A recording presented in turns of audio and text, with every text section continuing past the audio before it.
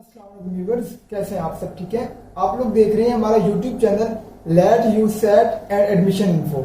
तो चलते हैं आज अपने नए कंटेंट के साथ। आपको बताते हैं कि लॉ एडमिशन टेस्ट क्या है और उसका एलिजिबिलिटी क्राइटेरिया और उसका जो है सारा प्रोसीजर, उसमें डिफरेंट सब्जेक्ट्स, उसका पोर्शन रेशियो और सारा जो कुछ भी लॉ एडमिशन टेस्ट के बारे में HEC की जो रिक्वायरमेंट्स है, जिस तरह से पास करना है, उसका पासिंग मार्क्स क्या है, टोटल मार्क्स क्या है, टोटल सब्जेक्ट्स क्या है, तो लॉ एडमिशन टेस्ट की बेसिक जो इन्फो है वो आपके साथ आज शेयर करते हैं। 18 सुप्रीम कोर्ट के ऑर्डर की वजह से लॉ एडमिशन टेस्ट जो है स्टार्ट हुआ था और अभी तक जो है ये हो रहा है। पहले जो है ये साल में 2 से 3 दफा हुआ करता था, अब लास्ट ईयर और इस दफा से जो है ये 4 to 5 टाइम्स तक हो जाता है।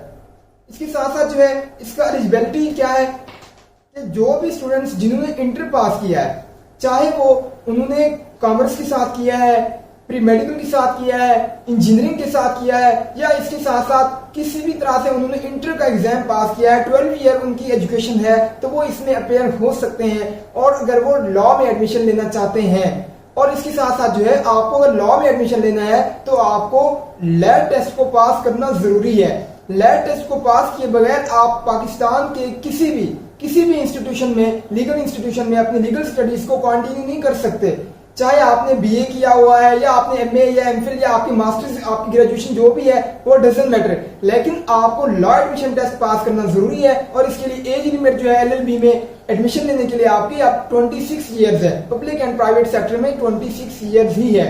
इसके साथ साथ जो है इसका क्राइटेरिया इस तरह से है कि डिफरेंट यूनिवर्सिटीज अपने मेरिट कैलकुलेशन में, मेरिट क्राइटेरिया में इसको डिफरेंट तरीके से जो है लेती है। जैसे पंजाब यूनिवर्सिटी इसका 30% कंसीडर करती है, इस तरह से इंटरनेशनल इस्लामिक यूनिवर्सिटी इस्लामाबाद में जो है वो 60% कंसीडर करती है। और इसके साथ कायदे-ए-आज़म यूनिवर्सिटी इस्लामाबाद में जो है वो सिर्फ इसकी पासिंग क्राइटेरिया, इसकी सिर्फ पासिंग रेशियो देखती है कि आपका सिर्फ लैट पास होना चाहिए, बाकी आपका मैट्रिक और इंटर बेस पे एडमिशन हो जाता है। इसके साथ साथ जो है BZU होगी, इस्लामिया यूनिवर्सिटी बहावलपुर होगी या गवर्नमेंट कॉलेज यूनिवर्सिटी इस्लाम लाहौर होगी, तो इनकी रेशियो जो है डिफरेंट है। हर यूनिवर्सिटी का अपना ही क्राइटेरिया है, लेकिन पास होना लैट आपका आपके LLB में एडमिशन के लिए ये बिल्कुल जरूरी है। इसको पास के बगैर आप किसी भी लीगल स्टडीज में कहीं पे भी पाकिस्तान में एडमिशन नहीं ले सकते। हाँ, अलबत्ता आप जो फॉरेन कंट्रीज से जो यूनिवर्सिटीज एफिलिएटेड है, जैसे ब्लैकस्टोन लॉ है, उसमें आप एडमिशन ले सकते हैं। इसके अलावा और इस्लामाबाद में भी है कुछ कॉलेजेस, इसी तरह से लाहौर में भी है जहां पे आप एडमिशन ले सकते हैं, कराची में भी है, जो आपको पाकिस्तान की डिग्री नहीं देंगे, उनकी एफिलिएशन जो है वो UK से है।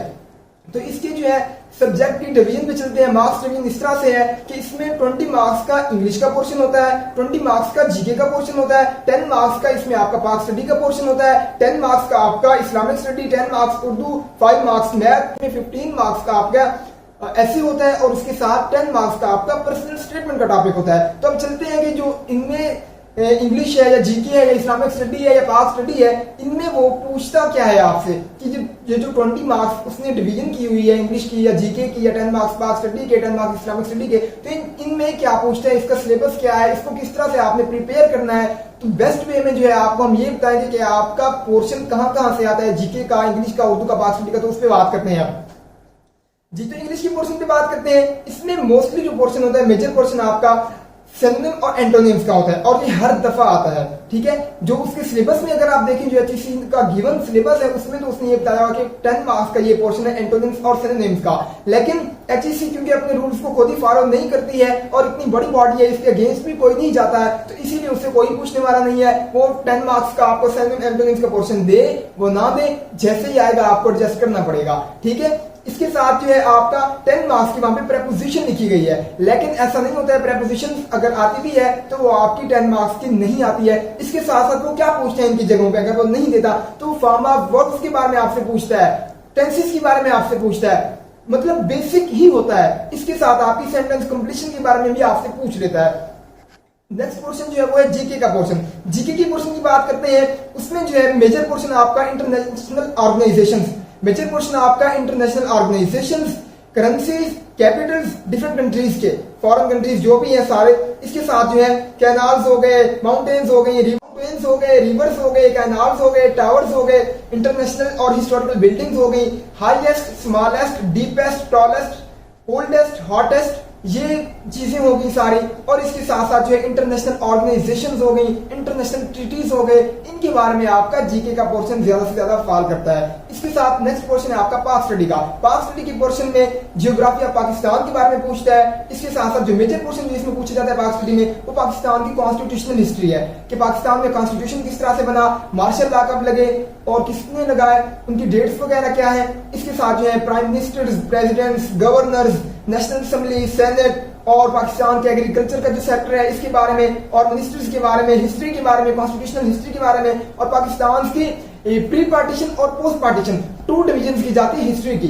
एक प्री पार्टीशन है और एक पोस्ट पार्टीशन है कि पाकिस्तान बनने से पहले क्या हिस्ट्री है और पाकिस्तान बनने के बाद क्या हिस्ट्री है। तो यहाँ से जो है मेजर क्वेश्चन आता है, कायदे आजम हो गया, अल्लामा इकबाल हो गए, सर सैयद अहमद खान हो गए। इसके अलावा जो है डिफरेंट जो लीडर्स हैं पाकिस्तान की तहरीक में, जिन जिन के जो रोल है, उनकी डेट्स वगैरह और उनके नाम वगैरह और उनके वर्क्स के बारे में, उनके फंक्शन के बारे में और पाकिस्तान की तहरीक के बारे में, मूवमेंट ऑफ पाकिस्तान के बारे में आपसे क्वेश्चन किए जाते हैं। नेक्स्ट जो पोर्शन है वो इस्लामिक स्टडी का। आपको पता है इस्लामिक स्टडी जो है वो टोटली कुरान मजीद, तौहीद और रिसालत पे बेस करती है।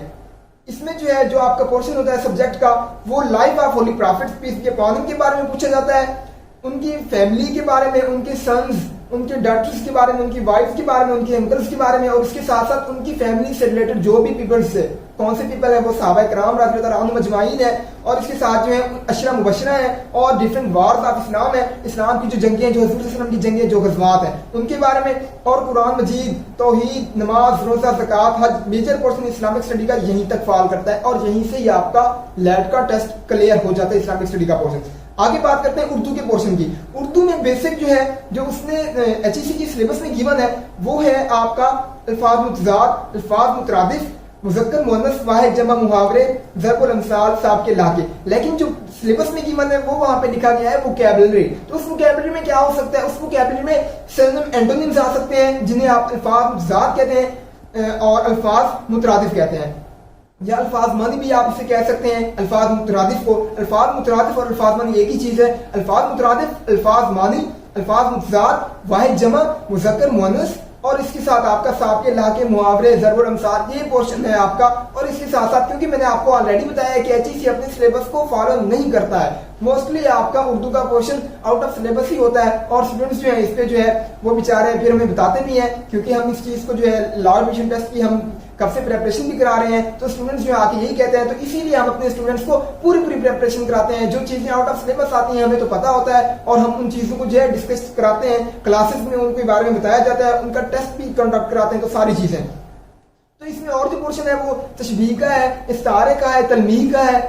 और इसके साथ मजाज मुरसल वगैरह, किनाया और साब के लाके हो गए, मतला, मक्ता, काफिया, रदीफ हो गया, और ग्रामर का पोर्शन मस्दर हो गया, फाइल हो गया, हर्फ हो गया, अल्फाज हो गया, लफ्ज वगैरह, ये सारी चीजें पूछी जाती हैं।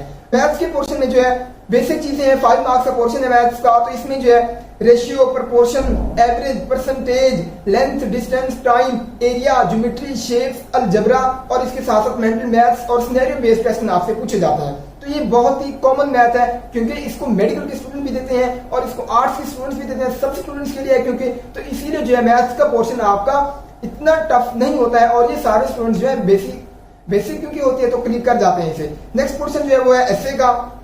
तो ऐसे आपका 15 मार्क्स का होता है, जो आप उर्दू या इंग्लिश में किसी भी तरह से आप लिख सकते हैं, ठीक है। लेकिन बेहतर यही है कि आपकी जिसमें वोकैबुलरी अच्छी है उसी में चूज करें आप, और ऐसा बिल्कुल नहीं है कि आप अगर इंग्लिश में नहीं लिखते हैं तो आपको मार्क्स नहीं मिलते हैं। अभी रिसेंटली जो लॉ एडमिशन टेस्ट 21 अगस्त को हुआ था, उसमें हमारे स्टूडेंट्स जिन्होंने उर्दू में अटेम्प्ट किया था उनके 13 मार्क्स ऐसे में। और तो इसमें जो है एसेज जो है वो कौन कौन से आते हैं उन पे भी थोड़ी सी बात कर लेते हैं कि किस किस तरह के एसेज आते हैं। करंट अफेयर्स के बारे में और हॉटेस्ट टॉपिक्स जैसे होते हैं, ट्रेंडिंग इश्यूज वगैरह होते हैं, उन पे एसेज आते हैं। वुमेन एम्पावरमेंट हो गया, जैसे चाइल्ड लेबर हो गया, इसके साथ को एजुकेशन हो गया, यूज ऑफ टेक्नोलॉजी हो गया, यूज ऑफ सोशल मीडिया हो गया, यूज ऑफ इंटरनेट हो गया, ये डिफरेंट तरह से एसेज आते हैं। इसके साथ साथ जो है चाइल्ड लेबर हो गया, सोशल मीडिया के इम्पैक्ट्स हो गए, तो ये सारे आपको बता दें कि किस किस तरह से एसेज आ सकते हैं। इसके साथ पर्सनल स्टेटमेंट जो कि 10 मार्क्स का होता है। पहले पर्सनल स्टेटमेंट का पोर्शन इस तरह से पूछा जाता था कि आप लॉ को प्रोफेशन क्यों चूज करना चाहते हैं, इसके बारे में बताइए, इसके बारे में रीजनिंग कीजिए। तो अब जो है इस तरह से नहीं आता है। जब पहले इस तरह से आता था, जब आ भी सकता है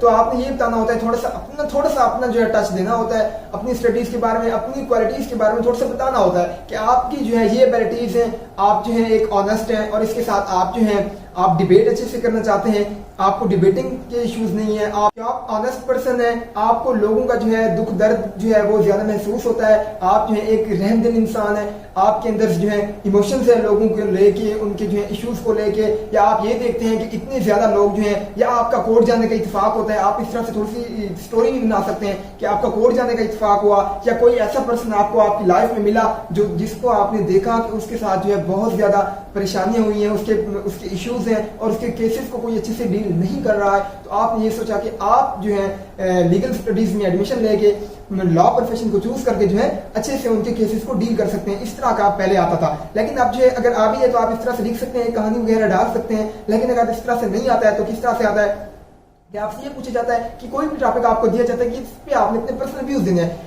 पार्ट टाइम जॉब जो है स्टूडेंट्स कॉलेज लाइफ में कर सकते हैं, यूनिवर्सिटी लाइफ में कर सकते हैं, उनको करनी चाहिए नहीं करनी चाहिए, इस पे आपने अपने व्यूज देने होते हैं। इसके अलावा ऑनलाइन एजुकेशन के बारे में, इसके साथ साथ जो है आप अपनी जिंदगी में शौक को किस तरह से देखते हैं, या अपनी कोई आपसे ये पूछा जाता है कि आप अपनी क्वालिटीज के बारे में बताएं, या आपसे ये पूछा जाता है कि आप लॉ का प्रोफेशन क्यों ज्वाइन करना चाहते हैं, इस पर बात कर चुके हैं। क्लीन एंड ग्रीन पाकिस्तान को बनाने में आपका रोल क्या है, या आप किस तरह से रोल अपना परफॉर्म कर सकते हैं। इसके साथ आप अपनी सोसाइटी में टॉलरेंस को प्रमोट करने के लिए क्या जो है चीजों को फॉलो कर सकते हैं कि आपका जो है मुल्क में, आपके मुल्क में सब्र को प्रमोट किया जाए। और ये बहुत जरूरी है और ये बहुत इंपॉर्टेंट टॉपिक है, क्योंकि आप देख रहे हैं कि पाकिस्तान में इश्ताल अंगेजी बहुत ज्यादा हद तक बढ़ चुकी है।